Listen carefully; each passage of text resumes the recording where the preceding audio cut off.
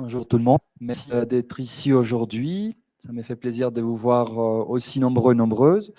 Donc, je m'appelle Juan Duputel, je suis né à Bogota, j'ai 31 ans et actuellement j'habite à Paris.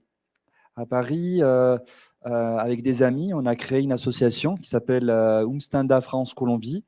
Et cette association a pour but de faire connaître la Colombie en France, parce que si vous voulez l'image que nous avons, l'image véhiculée de la Colombie n'est pas très positive.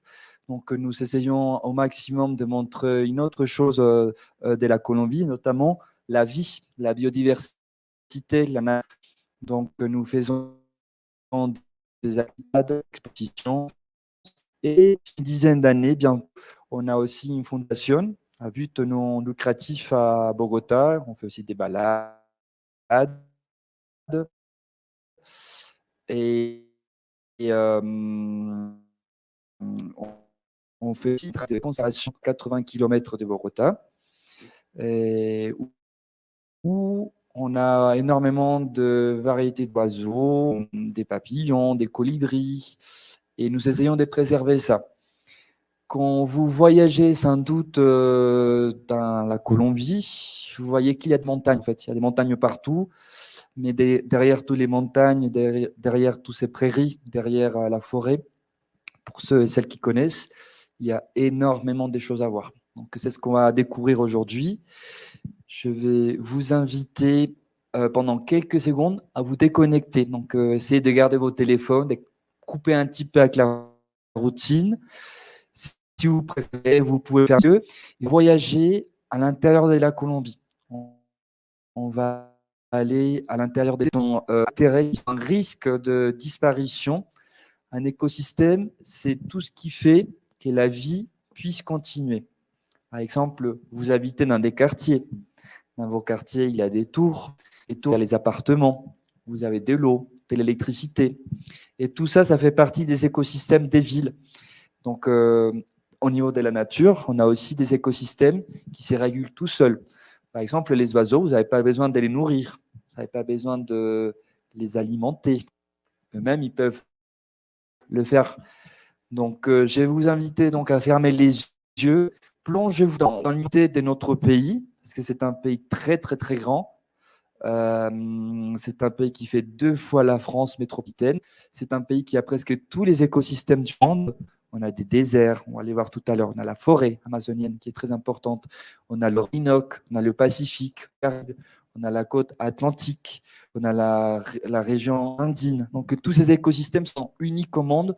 Sentez-vous privilégié de vivre dans ces pays. Donc, je vous invite, si vous voulez fermer les yeux, vous allez entendre des bruits d'oiseaux. Et voilà. Donc, évitez de vous endormir et on fera un petit retour tout à l'heure.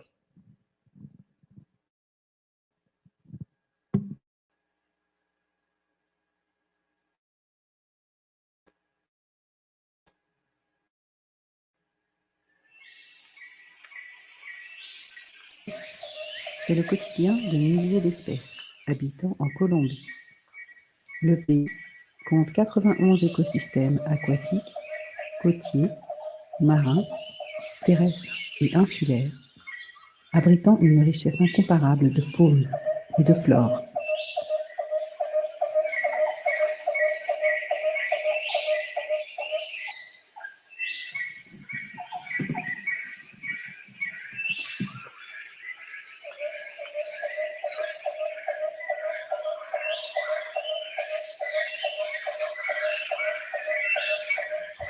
La diversité de la Colombie est passionnante.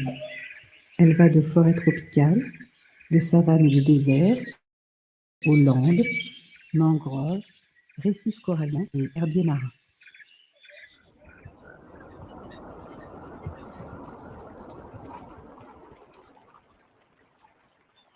Ces écosystèmes garantissent la fourniture de biens et services environnementaux essentiels et permettent la conservation de la biodiversité et la régulation du climat et de l'eau.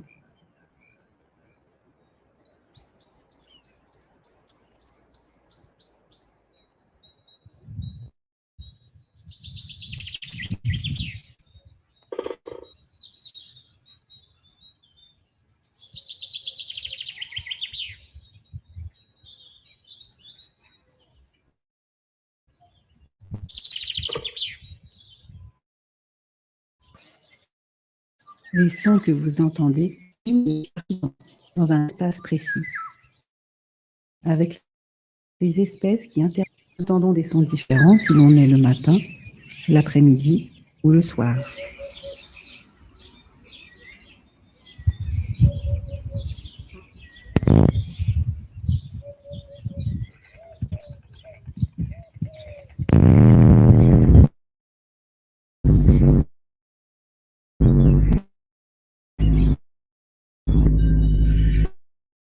Une grande déforestation, exploitation minière, utilisation de pesticides et insecticides pour faire face aux plantations de coca.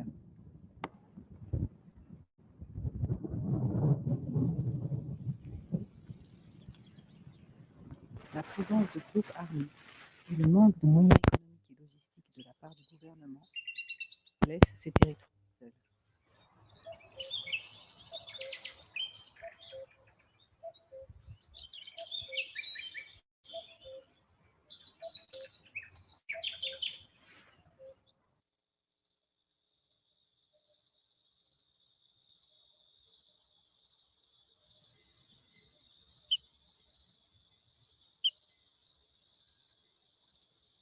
Pendant que vous écoutez les yeux fermés, pays lointain, sachez que la Colombie fait partie d'un registre appelé les mégadivers. Cela veut dire les pays les plus riches au monde en espèces.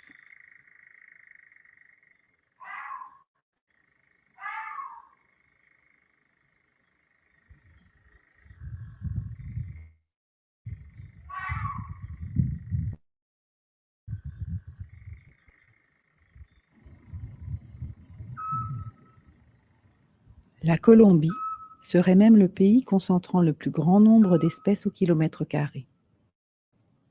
Une espèce sur 10 se trouverait ainsi en Colombie. On y trouve entre autres plus d'espèces d'oiseaux, de papillons ou encore d'orchidées que dans toute l'Europe.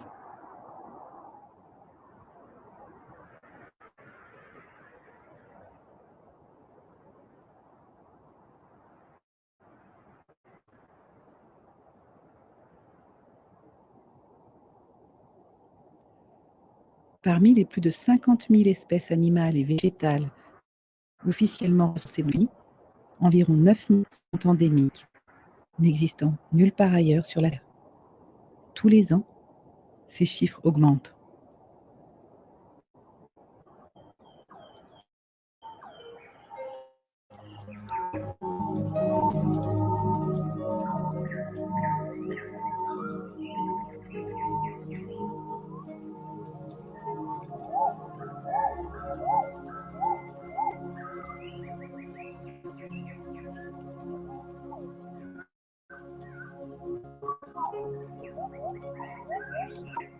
Laissez-vous emporter par les sons que vous entendez.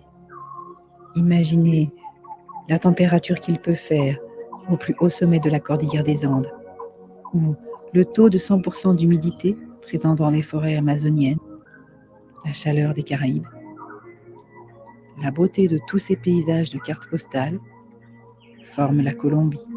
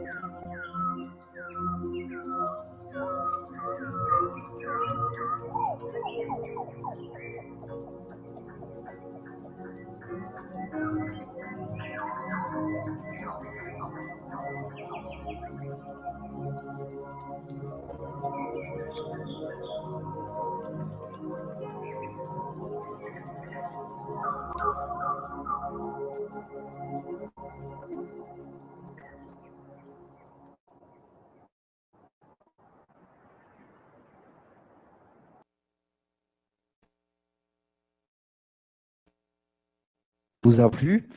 Est-ce que vous pourriez me dire ce que vous avez entendu? Qu'avez-vous entendu? Allez-y, n'ayez pas peur. Si vous n'avez pas à les dire en français, dites-les en espagnol. Qu'est-ce que vous avez entendu? Oui. Voilà, des oiseaux. Quoi d'autre? C'est tout? Oui. Des animaux sauvages, comme par exemple des oiseaux. C'est tout?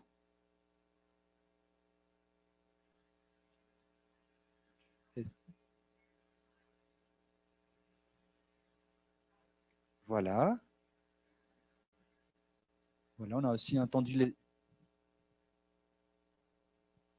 Très bien, on a aussi entendu des oiseaux, des insectes. Quoi d'autre?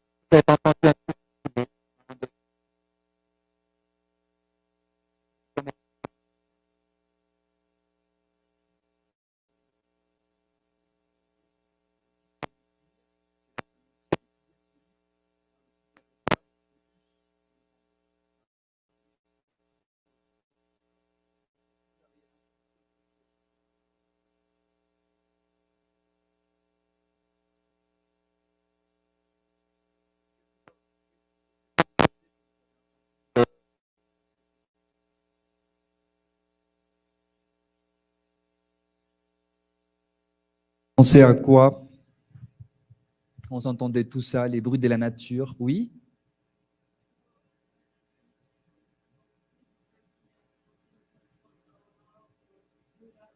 On va ailleurs, tout à fait. Et oui, c'est la tranquillité.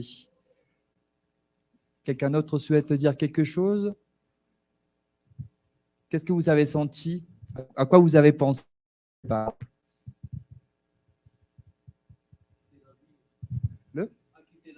À quitter la ville, à partir de Bogota, tout de suite. Tout de suite. Bon. Alors, comment vous pouvez le voir dans la diapositive, cette conférence s'appelle la biodiversité. Donc, bio, ça vient du latin, bios, qui veut dire la vie. D'accord? Qu'est-ce que c'est la vie pour vous? La vie, qu'est-ce que c'est pour vous?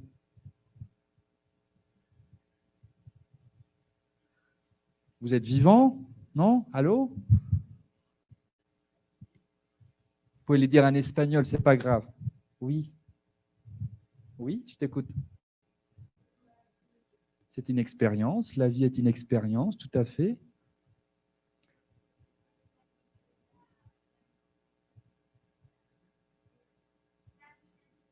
La vie naturelle. Quelle est la différence entre vous et un insecte? Entre vous et un mammifère? L'espèce, tout à fait, tout à fait. Entre vous et un oiseau? Oui? Je t'entends pas. Nous pouvons parler, mais les oiseaux, ils peuvent communiquer aussi. Les animaux communiquent aussi. Donc, on parlait d'une expérience. Donc, il faut vous dire que la vie, c'est un cycle. Donc, il y a un début, un déroulement et une fin, comme pour nous tous, d'accord? Donc, en Colombie, on va voir que la vie est présente partout, partout, partout, partout. Alors, on entend alors l'Est. Est-ce que vous savez combien d'espèces y a-t-il en Colombie? Donnez un chiffre, c'est pas grave. En espagnol. Combien d'espèces on a en Colombie? Même en espagnol. Dites, c'est pas très grave. 10, 20, 10 000. Qui dit mieux? 20 000. Quoi d'autre? 10 000 seulement? 5 000. Qui dit mieux? Combien d'espèces? Quand je parle d'espèces, je parle des plantes, je parle d'oiseaux, des poissons. 300 000, 5 000. Qui dit mieux? Je parle aussi des arbres, des fleurs. Quelle est la fleur nationale de la Colombie? Très bien, très bien. Voilà le chiffre qui n'est pas peut-être à jour. Donc, c'est 63 303 espèces qui sont répertoriées en Colombie. Répertoriées, c'est-à-dire qu'on sait à quelle famille elles appartiennent, dans quels écosystèmes elles habitent. Alors, la position de la Colombie est unique dans le monde parce qu'on se retrouve entre deux océans. On a la cordillère des Andes. Je vous disais tout à l'heure qu'on est un pays qui a énormément d'écosystèmes. Et voilà, ça c'est le monde et ça c'est la Colombie. Vous le savez, c'est basique. Mais du coup, on a un accès à pas mal d'écosystèmes. On parle aussi des écosystèmes des Caraïbes. Pour ceux qui ont pu voyager à San Andrés, Providencia et Santa Catalina, c'est un écosystème unique au monde aussi. Donc, la Colombie fait partie d'un club très, très sélect qui partage toute la vie dans le monde, en fait. C'est une dizaine de pays. Donc, on a bien évidemment le Brésil. Pourquoi le Brésil est important? Vous voyez la carte. Est-ce que c'est un petit pays ou un grand pays? Un grand pays. C'est combien de fois la Colombie? Entre 5 et 6 fois la Colombie. Et la moitié du pays, c'est quoi? Qu'est-ce qu'on trouve au Brésil? Pardon? La ligne à l'équateur et l'Amazonie, en fait. Énormément riche en Amazonie. On a aussi la Colombie, deuxième place. L'Indonésie, la Chine, le Mexique, le Pérou, l'Australie, l'Inde, l'Équateur et le Venezuela. Quand vous regardez la carte du monde, qu'est-ce qui se passe par ici? Qu'est-ce qui se passe ici et qu'est-ce qui se passe par là et là? Qu'est-ce que vous voyez? Qu'est-ce que vous constatez?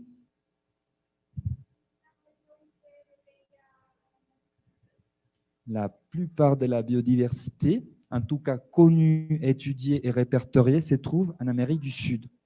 D'accord? Pourquoi pas en Europe? Pourquoi pas en France? Qu'est-ce qui se passe tous les 3 mois? Il y a un changement des saisons. Donc nous, on est des pays tropicaux et ça favorise la vie.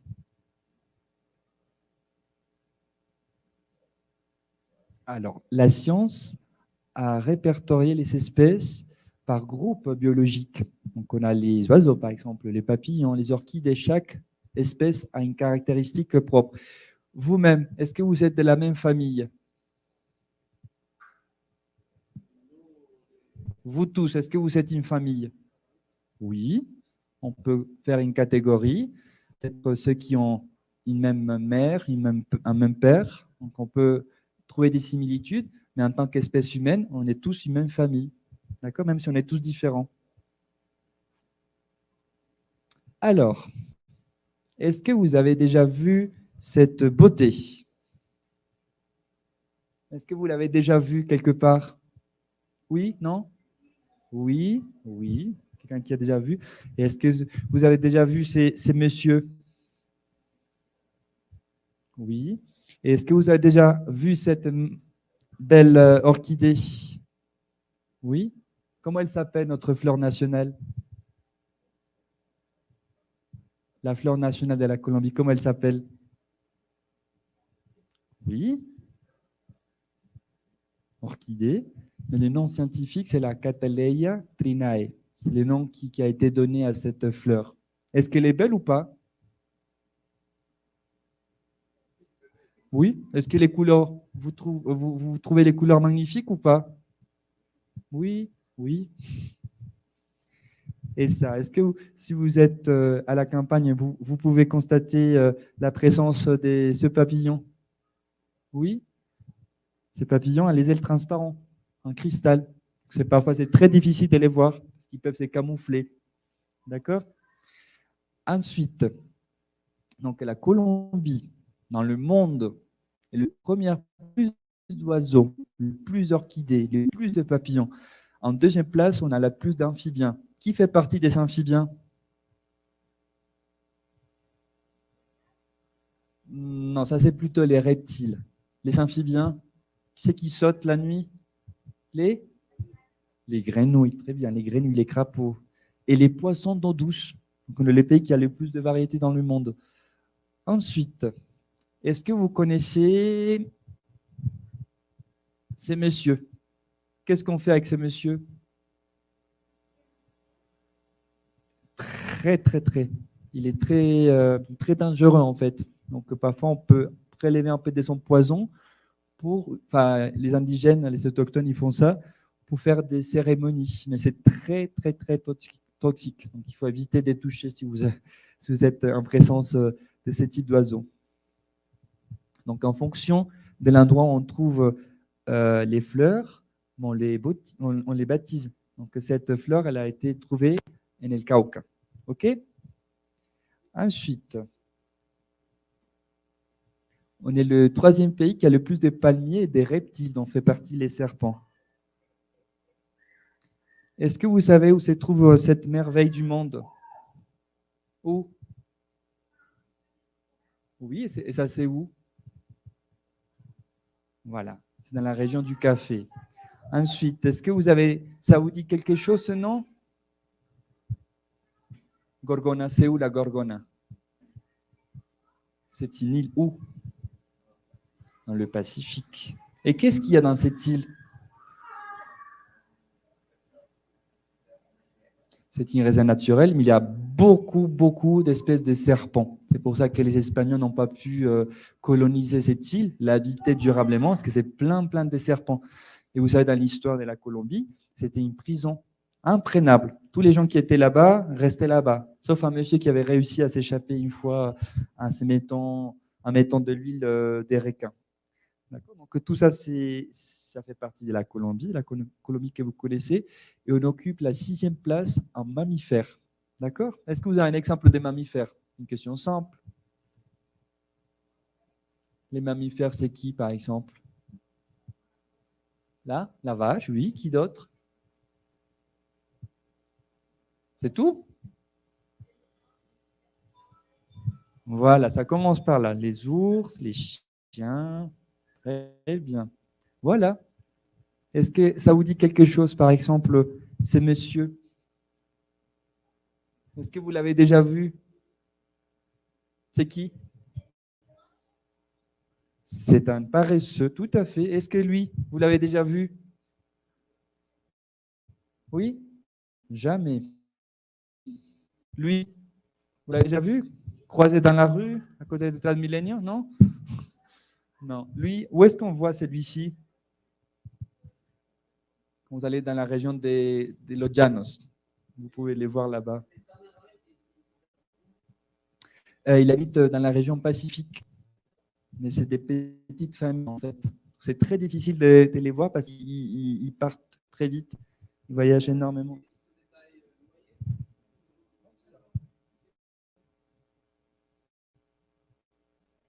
Alors, quels écosystèmes existent en Colombie?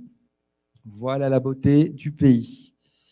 Donc, à côté de Bogota, qu'est-ce qu'on trouve? Est-ce que vous êtes déjà allé en Paramount, la haute montagne?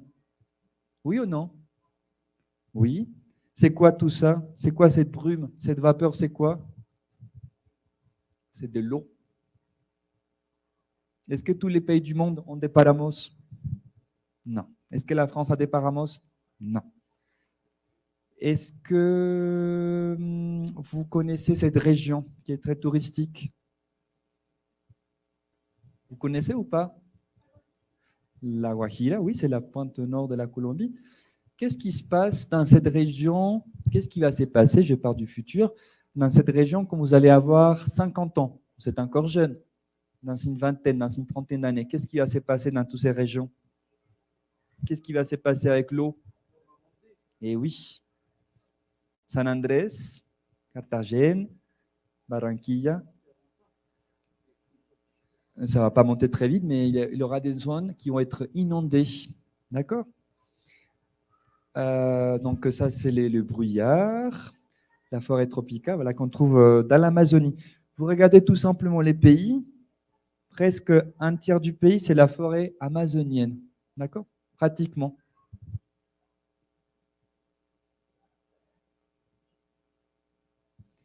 Alors, quels sont les services qui nous rendent la nature? Pourquoi est important de préserver la nature? Parce que si on préserve la nature, on garantit notre propre survie, on garantit notre propre existence. D'accord? Alors ça, je pense que vous pouvez me dire quelles sont les menaces qui planent sur la biodiversité en Colombie. Donc on dit la fragmentation et perte des habitants, la surexploitation, les invasions biologiques et surtout les changements climatiques. Peut-être que vous êtes très jeune, mais quand j'étais enfant, je me rappelle, quand il pleuvait à Bogota, on avait los cucarrones. Est-ce que vous connaissez les cucarrones? Oui. Quand j'étais petit, c'était systématique, on en avait partout, il y en avait partout, partout quand il pleuvait. Aujourd'hui, on voit presque plus des cucarrones. Moi, je suis jeune, j'ai 31 ans, donc ça veut dire que en quelques décennies, en presque 2 décennies, il n'y a plus de cucarrones à Bogota. Et qui c'est qui mangeait les cucarrones? C'était les oiseaux. Donc, ces oiseaux qui mangeaient les cucarrones, qui est une variété d'insectes, bah, ils n'ont plus à manger. Qu'est-ce qui se passe quand vous n'avez rien à manger? Voilà, on meurt, on disparaît. D'accord?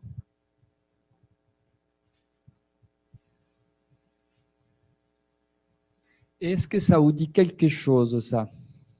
Oui? Non? C'est quoi? Qu'est-ce que c'est? De quel pays? Voilà, ce sont nos pièces de monnaie qu'on utilise tous les jours. Et qu'est-ce que vous constatez dans ces pièces? Vous les trouvez jolies ou pas? Oui, elles sont belles hein, dans le monde. Quand les gens regardent la Colombie, ils regardent tout ça, ils disent waouh, c'est un pays magnifique.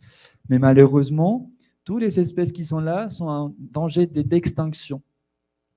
Rappelez-vous chaque fois que vous allez payer, dites-vous que los frailejones sont un risque de disparition.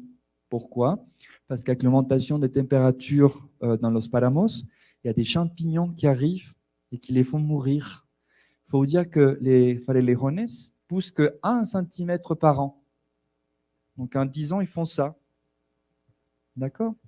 Les ours à lunettes, qu'est-ce qui se passe? Bon, ça c'est un peu arrêté. Qu'est-ce qui se passe avec les paysans quand les ours approchent de leur territoire, de leur terre? Il les tuait et puis à un moment donné, il les mangeait. D'accord? Lui, vous connaissez? C'est qui? C'est un perroquet. Voilà. Bah, lui aussi, il a un danger d'extinction. Cette grenouille verte, je vous invite ce soir ou un autre jour, quand vous allez avoir du temps, mettez la grenouille verte ou la rana de cristal en YouTube et vous allez voir, c'est un tout petit spécimen comme ça, transparent, unique au monde. Il existe qu'en Colombie. Et malheureusement, il est en danger d'extinction. Et puis cette belle tortue, qu'est-ce qui se passe sur la côte caraïbienne, colombienne? Les gens mangent les tortues ou pas? Pas trop les tortues, mais plutôt les œufs de tortue. Est-ce que vous avez déjà mangé des œufs de tortue? Non. Est-ce que vos parents ont déjà mangé des œufs de tortue? Probablement, vos grands-parents. Ça s'est fait encore malheureusement. D'accord? Voilà, donc ça c'était une présentation qui était faite par une collègue de notre association en France. Et je vais vous présenter une autre chose pire. Une autre image, je pense que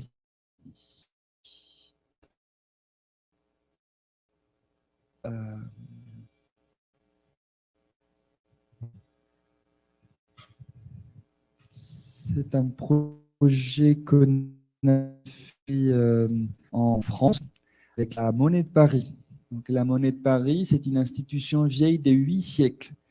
Donc, au Moyen-Âge, quand les rois avaient besoin de faire la guerre, ils avaient besoin de frapper la monnaie. Du coup, notre association, pendant 1 an, a fait une cagnotte. Une cagnotte, c'est une navaca. Donc, on a réuni de l'argent pour pouvoir payer la fabrication de ces pièces de monnaie. Alors, je vais juste vous demander d'être un petit peu plus actif parce que je commence à m'endormir. Dites ce que vous voyez. En espagnol, ce n'est pas très grave. Qu'est-ce que vous voyez sur cette monnaie? Levez la main. Oui?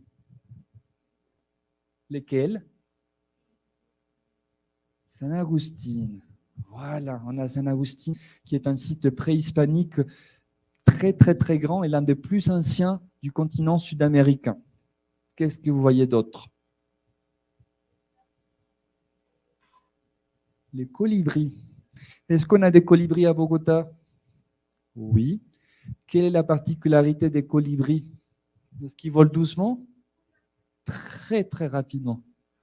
C'est presque entre 100 et 150 allaitements par minute. Quoi d'autre? San Andrés, oui. Est-ce que ça fait partie de la Colombie ou pas? Oui. Quoi d'autre? Les montagnes.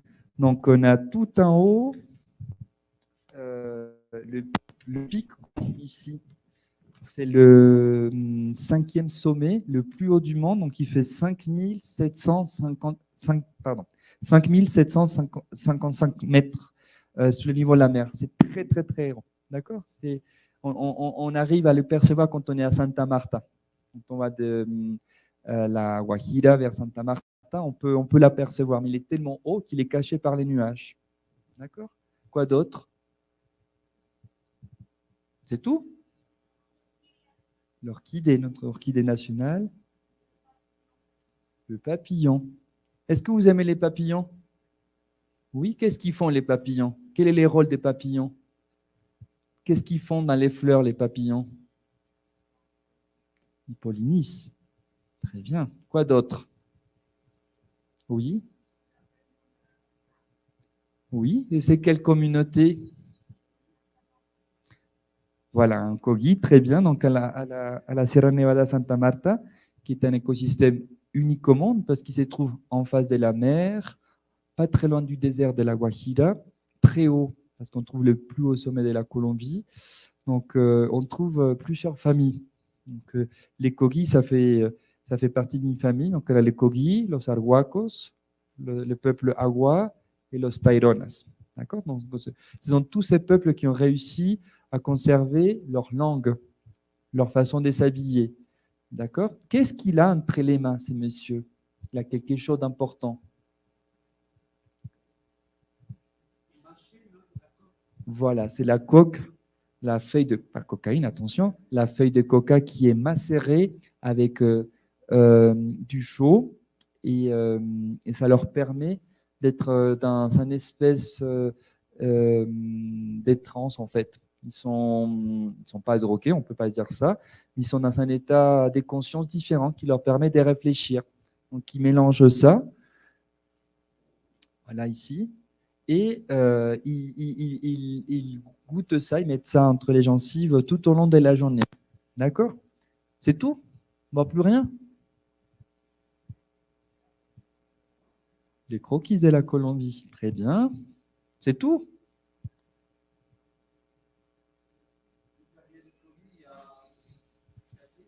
Et oui, qu'est-ce que c'est ces escaliers? Machu Picchu, ça vous dit pas quelque chose? C'est la Ciudad Perdida, donc, qui est plus vieille que Machu Picchu. C'est une ville qui est construite au milieu de rien du tout. Donc l'accès est très, très, très difficile. Et c'est une ville, un établissement de ville fait par des terrasses. Et c'est tout ce que vous voyez? Il n'y a plus rien?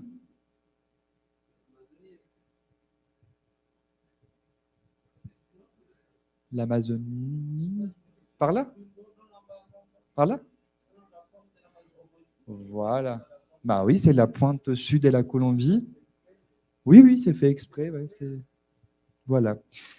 Il y a un message très, très fort aussi. Parce que vous savez que la région du Pacifique, en Colombie, c'est une région très, très, très pauvre, très défavorisée, très touchée par le narcotrafic, par la guerre. Donc, le message qu'on voulait faire passer avec cette médaille, c'est de dire que voilà, l'oiseau, il vient. L'oiseau, pour beaucoup des peuples autochtones, c'est un messager des dieux, parce qu'il n'est pas présent tout le temps, on les voit que de temps en temps Donc, c'est comme si c'était échappé du paradis. Et vient donc au niveau du Pacifique pour apporter la beauté. D'accord? Parce que c'est des animaux très, très magnifiques. Il y a juste une chose qui m'interpelle et que vous n'avez pas encore vue. La seule chose que vous n'avez pas encore vue, c'est un chiffre.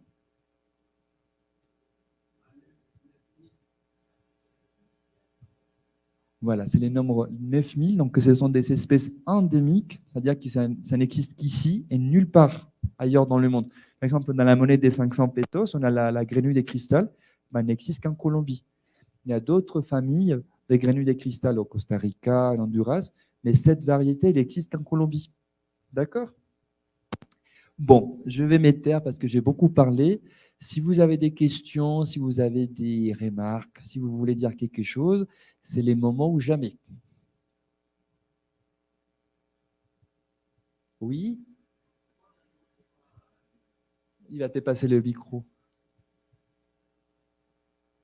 Merci. Je voudrais juste savoir pourquoi on a deux couleurs. Pourquoi l'argent, pourquoi le doré? Pourquoi l'or?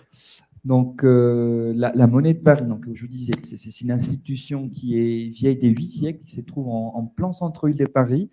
Donc, elle fait des médailles souvenirs sur tous les monuments qu'il y a en France, les châteaux, les églises, les cathédrales, les musées, tous les sites archéologiques naturels. Donc, ils font des médailles depuis une trentaine d'années et ils proposent toujours la couleur dorée. Donc, cette couleur, c'est de l'or nordique, c'est de l'or golfi, c'est l'équivalent à notre or. C'est pas très euh, c'est pas de l'or très très cher en fait. Et pourquoi ces deux couleurs? C'est parce qu'ils proposent ces deux médailles. Et je trouve qu'on ne voit pas de la même façon les messages. Vous savez pourquoi l'aéroport s'appelle Eldorado? Notre aéroport international. Pourquoi il s'appelle comme ça? Oui, oui. Et qui est venu ici à la recherche d'Eldorado? Colomb, bon, il a juste approché les côtes de la Guajira, mais les Espagnols, ils sont venus en Colombie, dans l'actuelle Colombie, à la recherche de l'or. Pourquoi l'or? Vous aimeriez avoir de l'or chez vous? Non? Oui? Non? Vous n'aimez pas l'or? Non? Bon, il y a beaucoup de gens qui adorent l'or, en fait. Et la Colombie est un grand producteur mondial d'or, en fait. Mais pour pouvoir extraire l'or qui est très, très profond dans la terre, malheureusement, il y a des gens qui ont des mauvaises intentions. Ils vont mettre du mercure, ils vont mettre des produits très, très toxiques dans la terre. Et qu'est-ce qui se passe? Ces produits vont s'infiltrer dans la terre, dans l'eau, ils vont empoisonner la nature. Donc, c'est une richesse de la Colombie, mais à double tranchant. Parce qu'à la fois, ça nous permet de vivre. Il y a beaucoup de familles qui vivent de l'or, mais en même temps, il y a des familles qui se trouvent en amont de tous ces fleuves où on extrait l'or qui sont malades. Qu'est-ce qui se passe si vous ingérez du mercure?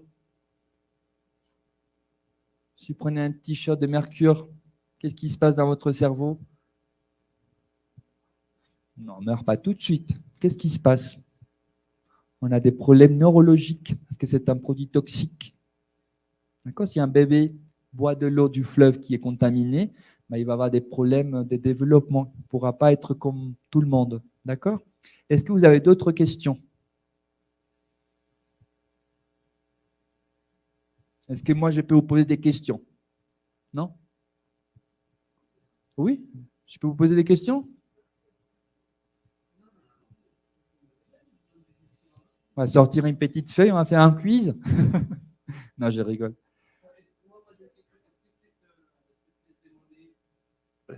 Ah, d'accord. Cette pièce de monnaie, on peut la trouver ici en Colombie ou c'est juste à Paris? Juste en sortant d'ici, j'ai fait la publicité. Donc, on est une fondation en Colombie et une association en France. Et donc, ça nous permet de financer beaucoup d'activités. D'accord?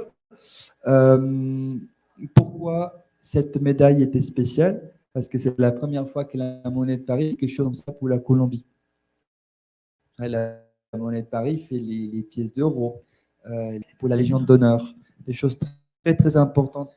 Et c'est la première fois qu'elle fait ça pour la Colombie. Donc voilà, c'est une opportunité très importante pour nous. Donc ça, c'est le symbole de notre association qui s'appelle Umstanda, qui s'inspire du muisca. Vous savez ce que c'est le muisca? Oui, non? Muisca, ça vous dit quelque chose?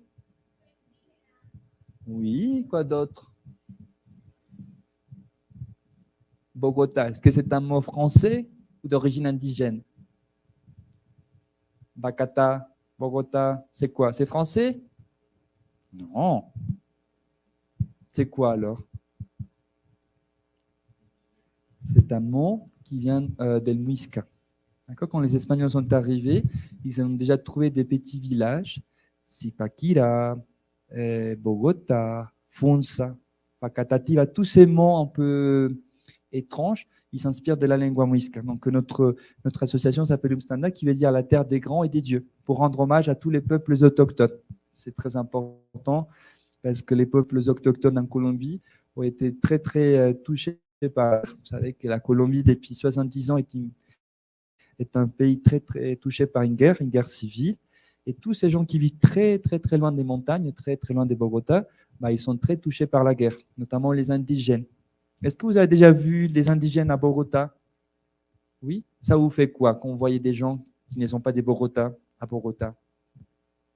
Qui ne sont pas peut-être habillés, parce qu'il fait froid à Bogota. Qu'est-ce que ça vous fait penser? Ça veut dire que c'est des gens qui ont été déplacés de leur territoire, de leur terre, et qui, malheureusement, ne peuvent pas retourner tout de suite, parce qu'il y a des groupes armés, d'accord? Des groupes paramilitaires, la guérilla. Donc, les indigènes, depuis très, très, très, très longtemps, ils se battent pour garder leur terre, pour préserver la biodiversité. Donc, c'est une façon aussi de leur rendre hommage. Est-ce que vous avez d'autres questions? Non? Bon, en tout cas, moi, j'étais très content. Ça m'a fait beaucoup plaisir de pouvoir vous partager cette petite conférence. J'espère qu'en partant d'ici, vous allez vous sentir fiers, très orgueilleux de toute la biodiversité qu'on a dans notre pays. Et comme disait tout à l'heure votre conseillère, à faire des choses pour la planète, parce que ce n'est pas parce que vous éteignez la lumière 10 minutes que ça ne va pas avoir un impact. Bien au contraire, ce sont les petits gestes qui vont faire la différence. Et vous, en tant que jeune, vous pouvez changer les choses aussi, d'accord? En vous informant, en vous achetant par exemple des vêtements de façon plus responsable. Bah, peut-être quelque chose de très très simple. Est-ce que vous avez des petits fenêtres chez vous, des espaces où vous pouvez planter des fleurs? Ça, c'est un petit exemple. C'est une petite terrasse. Vous pouvez mettre une graine avec une fleur et ça va permettre aux abeilles de se nourrir, parce que les abeilles se nourrissent de nectar. Vous pouvez aussi diminuer votre consommation d'eau, peut-être des douches plus courtes, même si ça c'est très dur pour nous tous. Peut-être faire juste une lessive par semaine, mais pas laver tous les 2 jours, tous les 3 jours.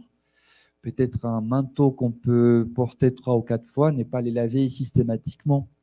On peut aussi, bon, ça c'est toujours un sujet de discussion, consommer moins de viande, en même temps privilégier une alimentation plus riche en légumes, en fruits. Il faut toujours varier et manger local. Par exemple, en ce moment en Colombie, c'est la saison de la mangue à sucre.